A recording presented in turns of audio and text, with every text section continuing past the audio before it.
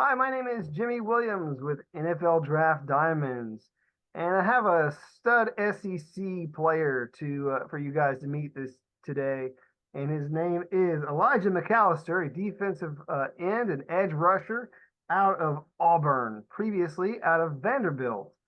Sorry, that's kind of a long introduction there, but let's go ahead and get after it, man. Go ahead and let us know where you're from, and we'll start walking through it. Yeah, so I appreciate you having me on the Zoom call right now. It means a lot to me just to be able to get my name out there and continue to build buzz as we get headed to draft.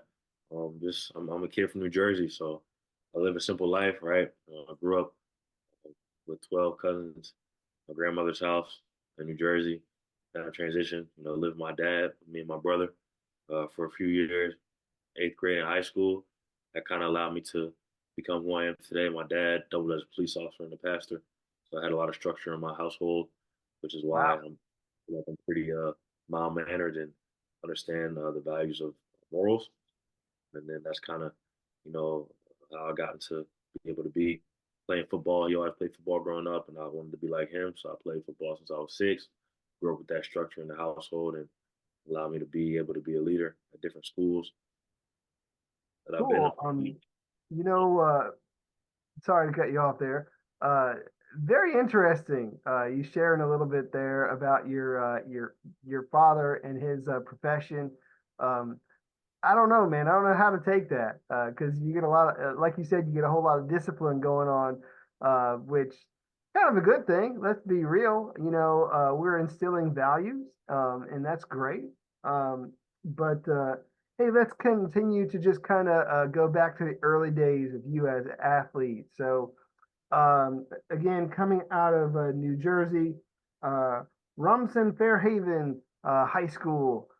Take us back to those days, man. What do you remember most about your time as a high school athlete? I know it's been a while, but let's go back and reminisce. I remember just being able to have fun playing basketball and football. I started on varsity as a freshman, basketball and football. Played all 4 years in both sports. We won 6 state titles across both sports, and I led the state block shots as a sophomore and a senior in the whole state of New Jersey. So I was a pretty good basketball player. And then I played wide receiver, tight end, a little bit of defensive end in high school on the football side of things. So it was somewhere where we were successful. I had a good time playing. I enjoyed my time playing basketball and football and connecting with my teammates, and I had a lot of fun. And I honestly just, high school is a simple game, right? You go out there, you grow up, playing with the guys you know and love, and you don't got to stretch. You just go out there and play. So it's fun. Yeah, I can't imagine doing that now, man. Like fresh, in my 40s, I can't be doing anything without stretching and warming up, man. I'd be in the hospital. So, I get you there. So, Uh, it really interesting that you noted a couple of things there. Obviously, basketball player, was really big there. Standout athlete in that sport. Also find it very interesting that you were a decent receiver. And so like I don't know, man. I mean, I'm thinking about the fact that you're in this spot. You got excellent size to do whatever the hell you want on off on in the game of football. But just kind of going back to the basketball thing. I mean, was that ever a possibility? Were you ever, maybe trying to get recruited doing that? I mean, how did that? Was there anything to that at all? Yeah, I mean, it definitely was. I mean, when you're 6'6" and at that high school point, probably 210 pounds, I'm leading the state of New Jersey in block shots as a sophomore. I mean, I'm pretty, pretty athletic, and I play on the AAU team called Team Rio National, which is an Under Armour circuit team. We're number 2 team in the country, and I was one of the 5 starters, and 3 of the starters were McDonald's All Americans.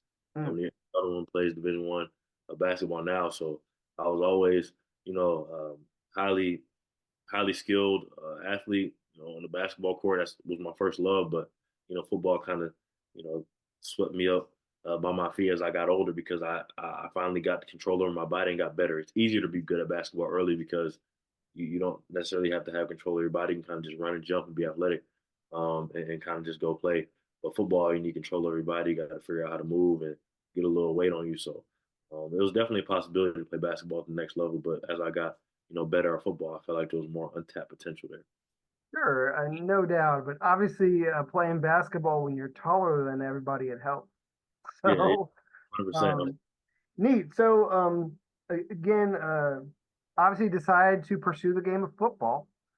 So I guess the question obviously why, man? Why do you love this game so much? So, what is it about the game of football you love so much?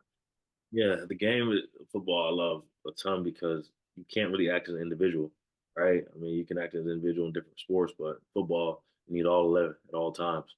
And one person not doing their job, one person's not, on the same string as everybody else, but as mentally, physically, emotionally, from a leadership standpoint, on the field standpoint, from the sideline, nothing can get done. And I really like that about football because it allows you to come together and become closer with your teammates and build that bond. And it makes, the wins great. You're allowed to improve on different things daily, which is why I kind of took a liking to football as I got older and really understood the game. It felt like, I can really immerse myself as a leader, as a player, as an athlete within the game because, I always loved watching it. I just, had to get better at playing it. Yeah, I mean, if there's ever a team-oriented sport, it is game of football. Like, dude, you could probably be the best guy on a basketball team and win championships. Let's be real. It's happened, and you'd be surrounded by a bunch of bums, Yeah. because I mean, you go out there and you score like 65 points or something like that can completely happen in basketball, but completely different in football. You really need to do your 111th, get your job done. If everybody's on the same page, if everyone's really, working as hard as they can, I mean, you're going to succeed. So, cool. So I'm looking at you coming out of high school and I'm thinking, okay, is this guy a tight end? Or is this guy an edge rusher? Or is this guy, I don't even know what the hell he is, man. How did the recruiting go as you're leaving high school and ultimately, obviously, being an edge rusher? So So go for it. my recruitment was split, honestly, and some schools felt I was of more value playing tight end. Some schools felt I was more value playing defensive end. So honestly, my recruitment was split as to who wanted me where, and that ultimately led me to decide to go to Vanderbilt because I felt as if I was going to be able to continue, to lengthen my career and be a more valuable piece to a program playing edge rusher versus tight end. I really like the idea of getting my hands on somebody and starting the game off right. And I feel like on offense, sometimes you can kind of wait on different factors to get you started. Whereas defense, you only have to do that. So our recruitment was completely split, whether it's playing tight end or defensive end. And I decided to go the defensive route, which basically cut my school list in half. And then decided to go to Vanderbilt because of the SEC, the degree in the city. So it allowed me to continue to elevate my career in a positive way. But it definitely was a thought, man. I just remember, going through the recruiting process and I'm looking, this is before the age of tight end was really buzzing. Like I didn't really know too much of Travis Kelce. The only tight end I knew that was going crazy was like Gronk and Vernon Davis and those guys. So um, it's something where tight ends weren't as valuable as they are now in the game of football, or utilized differently. So it's kind of want Well, to check. I mean, I think obviously, each position has merit, and I don't know, maybe you think in a pinch you might be able to go back out there, like maybe in a goal line situation. Like, has that ever happened lately, or what? Yeah, I mean, I believe in my ability to be able to do it because I know I can always jump, I can catch, I'm still athletic, and I know at the end of the day, I've always been a great blocker. I've been a guy that's not, afraid to get their nose dirty. So, and at worst kind of works, you can throw me out there, and I'm smart enough to know the schemes. I'm physical enough to be able to play it, and again, I feel comfortable enough playing the position because it's just essentially the flipping what I'm doing, just doing it off the side of the ball. So I definitely feel like I can do that. Cool. I mean, definitely an interesting little twist about you as a prospect. Definitely think that that's an interesting thing that you bring to the table. Do want to kind of walk through your journey here. Again, you were at Vanderbilt, which very great academic institution. Let's just be frank about that. But we're able to do a fine job there, so much so that you gain the respect of your teammates, was named a team captain there. So let's talk through your time there at Vanderbilt first, man. Give me some highlights from your time there. Yeah, I mean, I think I, was able to maximize my everything that I was given, my opportunities there at Vanderbilt, continue to elevate myself as a person, as a player. That allowed me to played for Coach Mason. My first 2 years there, Coach Mason recruited me out of high school, playing that 3-4 scheme, stand up outside backer. I played behind two NFL players, one by the name of Dio Dengbo, second round pick of the Colts, and then the other Andre Mintz, who used to play for Broncos and the Vikings. And those two guys are my guys. We talk every single day. And I sat behind them, but I also got on the field with those guys. My freshman year, playing third down, playing some base down stuff, and that kind of got my feet wet in the SEC. I had the confidence going in so that once they were able to leave, I was going to be able to take the mantle of the starting position and continue to elevate the trajectory of the program in my career. And then that was kind of going into that season. I was like, man, I was going to be the guy of the defense, be the guy for the program, and continuing to build myself up because they saw what I'd done. Sitting behind those guys, a young buck, an 18-year-old.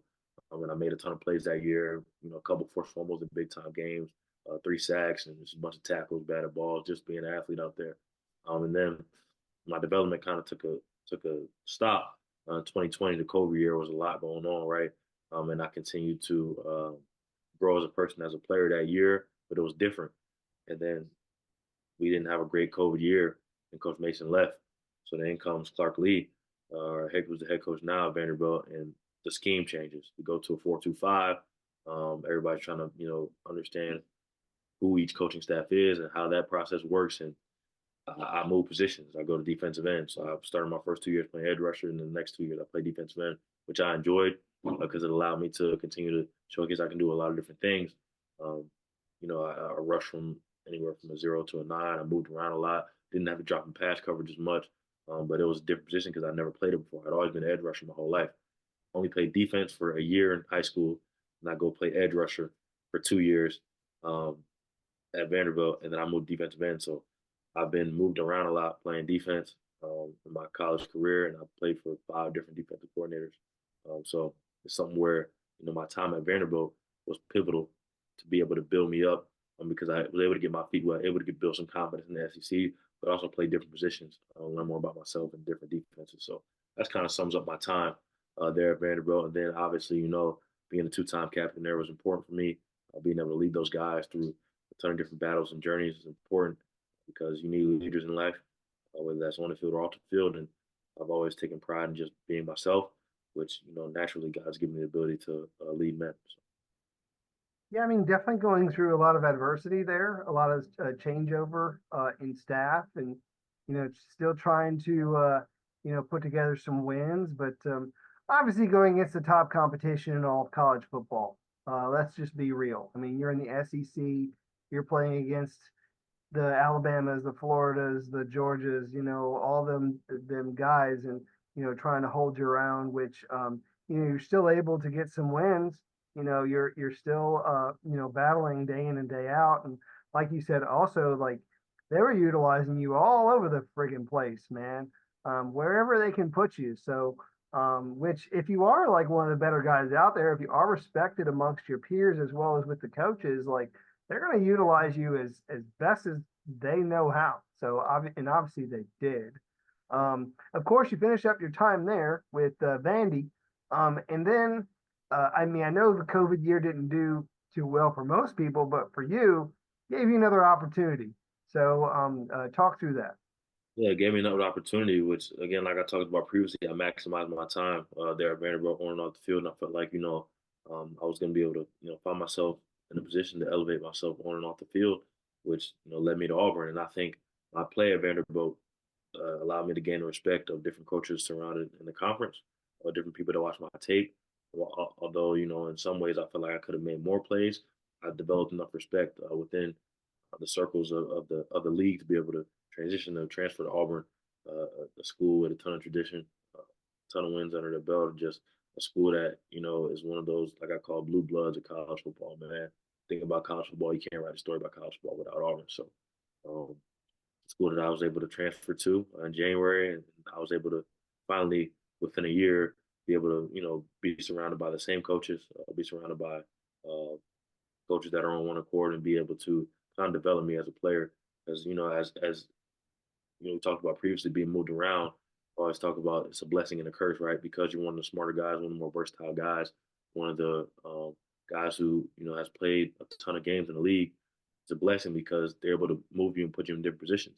it's also a curse because you're not able to develop yourself within what one coach wants to do, what one coach wants to say, and how to continue to elevate yourself personally. So it's always ever changing. Whereas this year, I was able to get comfortable, able to truly feel like showcase my abilities, which showed up on tape.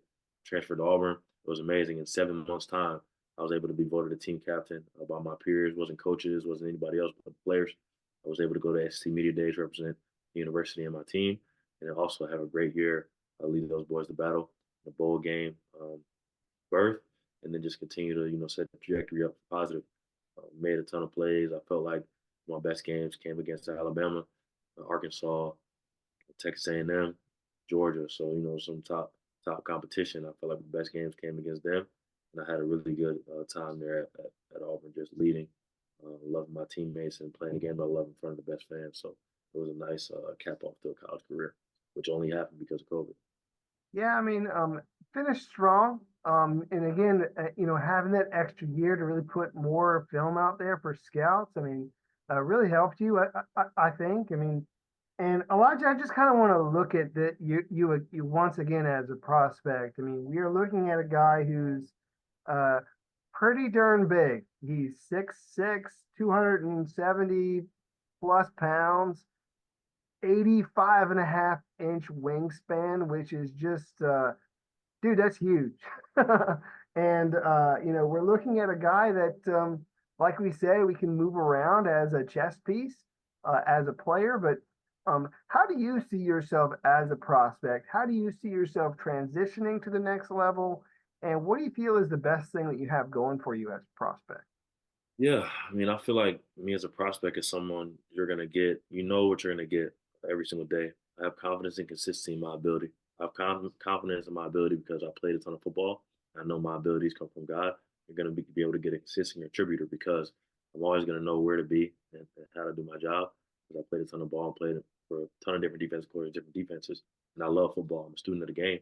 And then also you're gonna get a leader, someone who's gonna be a plus in the locker room, a plus in the training room, and a leader because I've been captain for 3 years running now, two different SEC programs, and that speaks volumes to who I am as a person. Then, as far as on the field, like you said, I got length, I have versatility.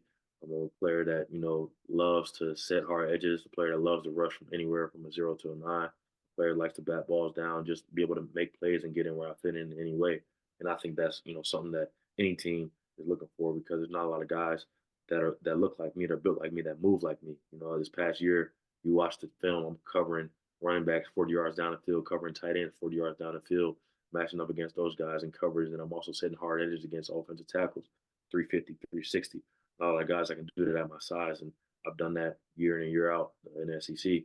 And then, some guys that I try to look up to and try to look after, you want to, try to do a player comp of guys that feel like move like me and look like me. I like Chandler Jones a lot, watch him a ton. And I like Carlos Dunlap a lot. Too big, really big, long guys can do a lot of different things, move around the line, set good edges, and play to run hard, and then get after the quarterback with their length and their power on their hands. So I just feel like I'm a prospect that is continuing to tap into some potential of mine and continue to be on the upward trajectory. Yeah, I mean, I'm thinking, through the lens of a scout, there's so much that I can do with this guy. And that's a good thing, man. I mean, because obviously that gives you more opportunities to be on the field, so you can make some plays. And you put together a solid resume at two SEC schools, and then of course after your time there, you end up going to the CGS, and showcase yourself once again, and show people that you are a person to be reckoned with. So, talk about your experience with the College Gridiron Showcase and any highlights from your time there. Yeah, I mean, it was amazing. I felt like, the best part about the showcase was being able to talk to scouts and be able to get kind of in front of them, talk football. That's what everybody else wants to talk about.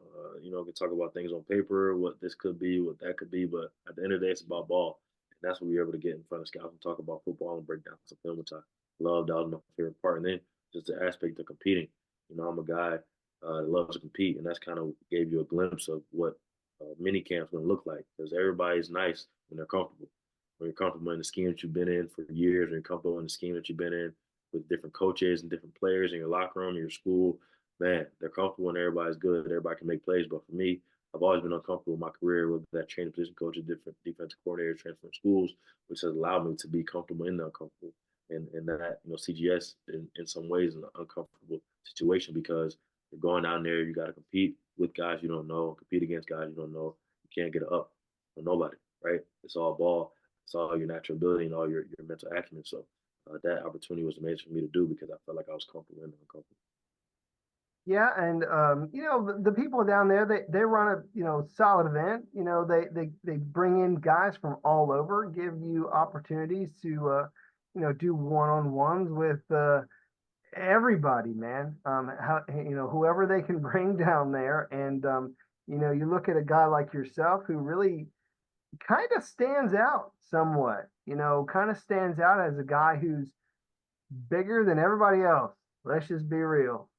There's a guy who's really, a man among boys somewhat, but still a solid guy out there.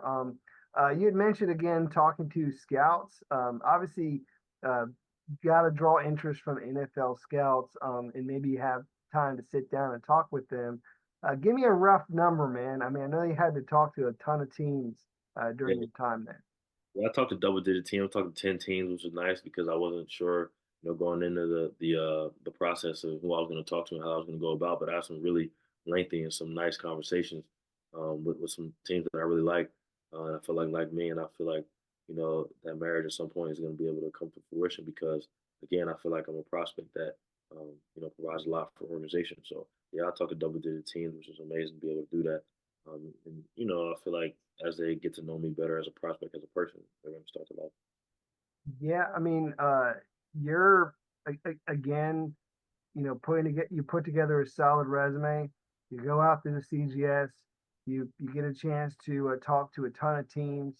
Uh, Elijah, you're in this position where you are an NFL prospect, and I don't know if you fully grasped that yet. That you're going to be in a camp here very soon up against maybe some of your idols. But have you allowed that to really soak in over your time since you've stopped playing college ball? Yeah, I mean, honestly, I don't know if I had a lot of time to do so. I think I'm grateful for the time that I had in college, but I never really look at things like that. I kind of try to stay in the present because I've been so forward thinking within my life throughout. It's been a point for me to be more present focused. So as of right now, I'm kind of focused on how I can get better each and every day, set myself up for the best opportunity on the pro day, and then probably after the pro day when I'm home in New Jersey, training and getting ready for the draft and different things like that, I'll probably be able to sit back and talk to my boys and think about our college careers and think about the future and that I'm an NFL prospect and I'm going to be able to live my dream somewhere in a couple of months. So it would be nice to be able to do that. Cool. Well, I assume we have about a month or whatever until your pro day. And so that'll be very interesting for us to look forward to.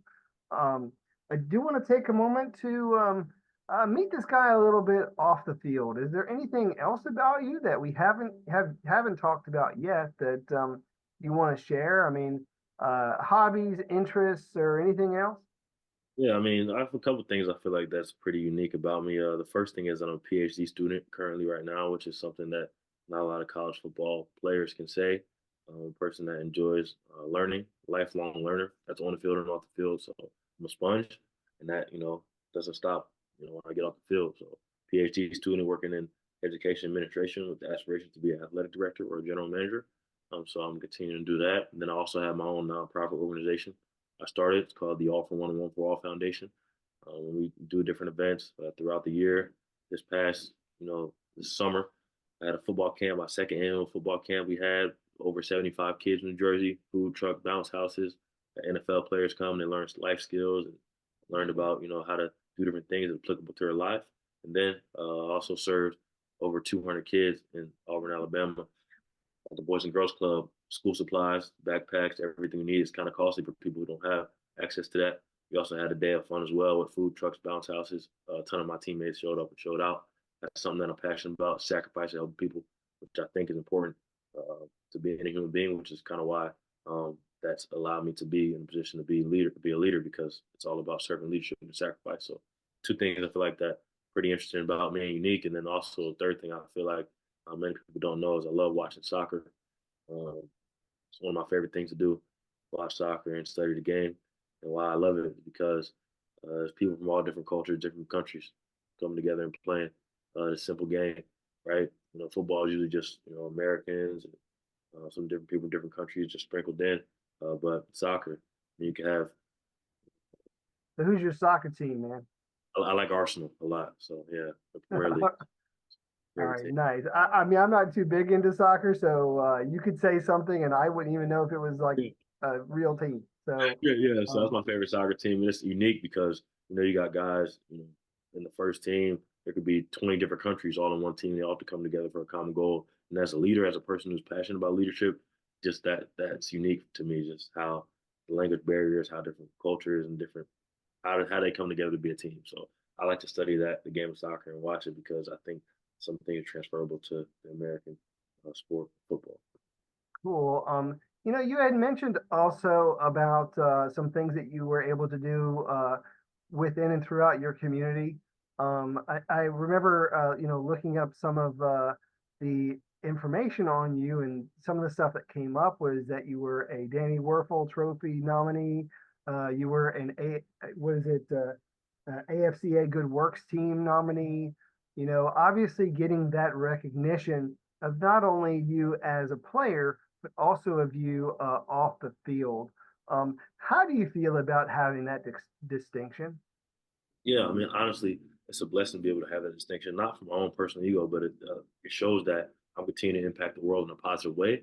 And then it also shows, I think, for different teams, like you don't have to worry about the player off the field, right? You're going to be able to get a plus player in the locker room, plus player in your community.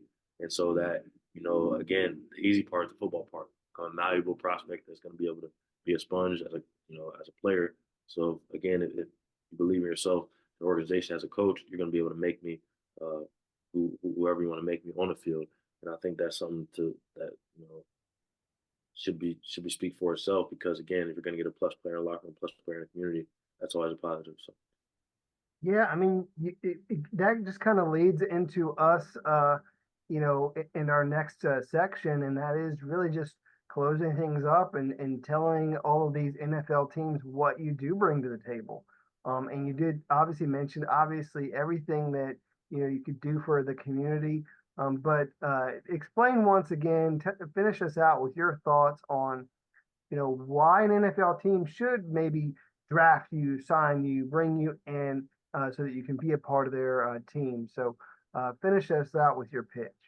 yeah, I mean, I think one of the main things that I can think of is that I'm big and I'm long. You can't teach that in terms of football, right? I'm 6'6", 85 and a half wingspan. Played against and with the best competition in the world year in and year out in the SEC. I'm a leader, someone who has led two different SEC programs for 3 straight years. And I'm also a person with a ton of versatility. I played my hand in the dirt, standing up, covering guys, running backs, tight ends, receivers, playing in different schemes, different systems, rushing the passer, playing in the run. So I just feel like those things are important. And I've also made splash plays throughout my career, so it's not like I'm just out there doing nothing, which is important because sometimes you can check the box as far as what coaches want you to do, but don't have the plays to back it up. And I feel like I have that once you watch my tape. And I always impact winning. And impact winning. I think it's the most important thing is that when anybody speaks to who I am as a person, as a player, I think they can say that I impact winning. Whether that's being a leader and adding different attributes to some of my teammates because I know who they are, I know who they, how they tick, or as the plays being made on the field, I impact winning in a positive way. And then, obviously, off the field, you're gonna be able to get a plus player, like I said, in the locker room, in the community. You're not gonna have to worry about that side of things, but also not only you're not gonna have to worry about it, but you're gonna be able to be happy and be able to have a representative of your organization in a positive way throughout, any room that I walk. Yeah, I mean, I can't say it enough, Elijah. You check darn near every box. Let's just be real. Size, obviously, you check that box twice, and then everything else, leadership, versatility, competitiveness. Uh, dude, some team out there is going to take a chance on you. And it'll be interesting to see which team it's going to be. But we'll find that out, I'm sure, sometime in April or May as the, who that team's going to be. But I want to wish you all the best in your, obviously upcoming pro day and beyond. All right. Thank you so much. All right. Once again, we got Elijah McAllister, defensive end out of Auburn, previously Vandy. So nice to have you, man, and take care. Thank you.